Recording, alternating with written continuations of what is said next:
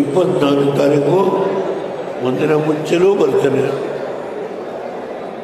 ವೇದಿಕೆಯಲ್ಲಿ ಕೊಡ್ತಿರತಕ್ಕಂಥ ಎಲ್ಲ ನಮ್ಮ ಮುಖಂಡರು ಮಾತಿ ಹಾದಿ ನಾನು ನಿರ್ಧಾರಿಸಬೇಕಾದ ದಯಮಾಡಿ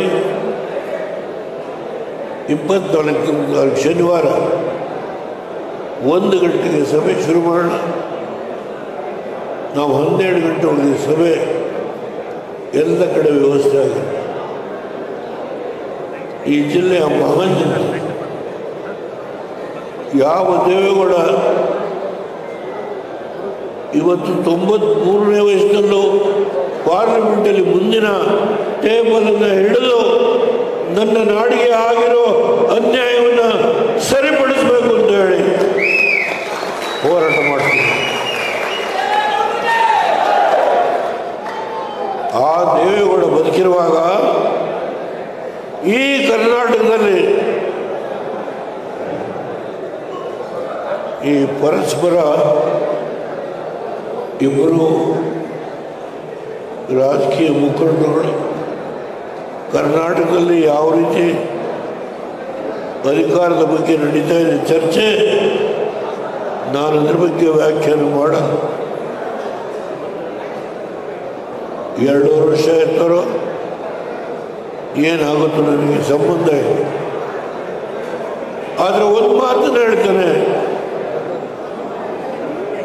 ನಾವು ಈ ಒಂದು ಅವಕಾಶವನ್ನು ಸದ್ಬಳಕೆ ಮಾಡಿಕೊಂಡು ಈಗ ಏನೇನು ಅಕ್ರಮಗಳು ನಡೀತಾ ಇದೆ ಪ್ರತಿಯೊಬ್ಬರಿಗೂ ನಿಮಗೆ ಗೊತ್ತು. ಒಂದು ತಾಲೂಕು ಆಫೀಸ್ಗೆ ಹೋದರೆ ಇದೆ,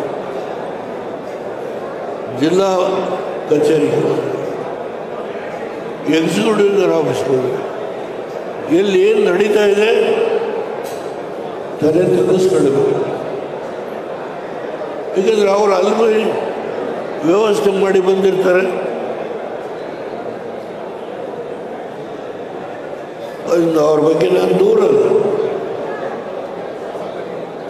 ಇಂಥ ಒಂದು ಸಂಕಷ್ಟಕ್ಕೆ ಈ ರಾಜ್ಯ ಏನು ಈಡು ಮಾಡಿದ್ದಾರೋ ಈ ಒಂದು ಸನ್ನಿವೇಶದಿಂದ ನಮ್ಮ ಜನತೆಗೆ ಆಗುವ ನೋವನ್ನು ತಪ್ಪಿಸಲಿಕ್ಕೆ ಈ ಪಕ್ಷ ಸದೃಢವಾಗಿ ಹೋರಾಟ ಮಾಡೋಣ. ನಿಮ್ಮ ಮನಸ್ಸಿನಲ್ಲಿ ಅಸೆಂಬ್ಲಿ ಪಾರ್ಲಿಮೆಂಟ್ಗೆ ಏನು ಮಾಡುತ್ತಾರೆ ಅದು 2 ವಿಷಯದಲ್ಲಿ ಆಗಲೇ ಹೇಳಿದ್ದೇನೆ. ಮೋದಿಯವರು ಶಾ ಅವ್ರ ಜೊತೆ ಕೂತು ಚರ್ಚೆ ಮಾಡಿ ನಾವು ಎಲ್ಲೆಲ್ಲಿ ನಮ್ಮ ಶಕ್ತಿ ಇದೆಯೋ ನೀವು ಎಷ್ಟು ಮಟ್ಟಿಗೆ ಪಕ್ಷದ ಸಂಘಟನೆಯಲ್ಲಿ ನೀವು ತೊಡಗಿಸಿ ಜಿಲ್ಲಾ ಪಂಚಾಯತಿ, ತಾಲೂಕು ಪಂಚಾಯತಿ, ನಗರ ಪಾಲಿಕೆ ನೀವು ತೆಗೆದುಕೊಳ್ತೀರಿ. ಅದರ ಆಧಾರದ ಮೇಲೆ ನಮಗೆ ಸೀಟನ್ನು ಕೇಳುವ ನೈತಿಕ ಹಕ್ಕಿರುತ್ತೆ. ದಯಮಾಡಿ ಆ ಕೆಲಸ ಮಾಡಬೇಕು ಅಂತ ಹೇಳಿ ನಮ್ಮೆಲ್ಲ ಸೋತಿರುವ ಗೆದ್ದಿರುವ ಎಲ್ಲ ಶಾಸಕರು, ಮಾಜಿ ಮಂತ್ರಿಗಳು, ಮೈಸೂರು ಜಿಲ್ಲೆಯಿಂದ ಬಂದಿರತಕ್ಕಂಥ ನನ್ನ ಆತ್ಮೀಯ ಸ್ನೇಹಿತರು, ಮೈಸೂರು ಜಿಲ್ಲೆಗೂ ಹೋಗ್ತೇನೆ, ಕೂತ್ಕೊಳ್ಳೋದು. ಬಾಗಲಕೋಟೆನಲ್ಲಿ ಒಂದು 7 ಅಡಿ 5 ಪಂಚರವದ ಸ್ಟ್ಯಾಚ್ಯೂ ಮಾಡಿದ್ದಾರೆ. ಅದರ ಇನಾಗ್ರೇಷನ್ಗೆ ಬರಬೇಕು ಅಂತ ಹೇಳಿ ನೀವು ಕುಮಾರಣ್ಣನ ಕರ್ಕೊಂಡೋಗಿ ಮಾಡಿಸಿ, ಇಲ್ಲ ನೀವು ಕೂತ್ಕೊಳ್ಳಿ, ಕುಮಾರಣ್ಣ ಇನಾಗ್ರೇಟ್ ಮಾಡಿ. 2 ನನ್ನ ಸ್ಟ್ಯಾಚ್ಯೂಗಳಿದೆ, ನಾನೇ ಇನಾಗ್ರೇಟ್ ಮಾಡಿ.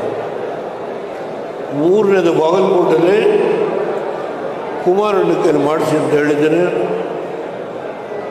ಅದು ಕುಮಾರಣ್ಣವ್ರಿಗೆ ಕೇಳಿ ಜನವನ್ನ ಗೊತ್ತು ಮಾಡಿದ್ರು.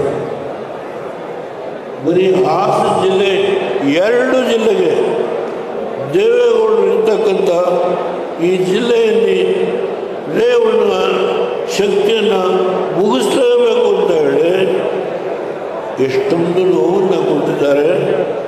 ಅದ್ರ ಬಗ್ಗೆ ನಾವು ಚರ್ಚೆ ಮಾಡಲ್ಲ. ಮುಂದೆ ದಿನಗಳು ಬರುತ್ತೆ. ದಯಮಾಡಿ ನಿಮ್ಮೆಲ್ಲರಲ್ಲಿ ಕೈ ಮುಗಿದು ಪ್ರಾರ್ಥನೆ ಮಾಡ್ತೇನೆ. ಪ್ರತಿ ಪಂಚಾಯತಿಯಿಂದ ನಮ್ಮ ಪಂಚಾಯತಿ ಅಧ್ಯಕ್ಷರು ದಯಮಾಡಿ ಎಲ್ಲರನ್ನೂ ಈ ಸಮಯ ಬಗ್ಗೆ ನಾನು ವಿನಂತಿ ಮಾಡ್ತೇನೆ. ನಮ್ಮ ಪಕ್ಷದ ಪದಾಧಿಕಾರಿ ದಯಮಾಡಿ ಕೈ ಮುಗಿದು ನಿಮ್ಮಲ್ಲಿ ಪ್ರಾರ್ಥನೆ ಮಾಡ್ತೇನೆ.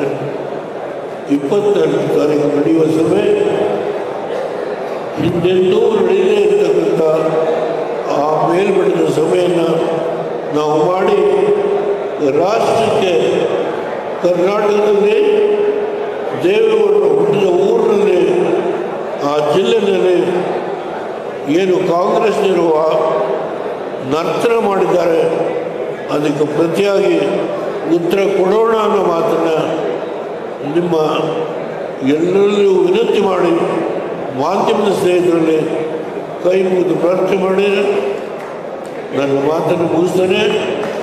ಈ ಕಾರ್ಯಕ್ರಮದ ವ್ಯವಸ್ಥೆಯನ್ನು ಮಾಡಿದಂಥ ಎಲ್ಲರಿಗೂ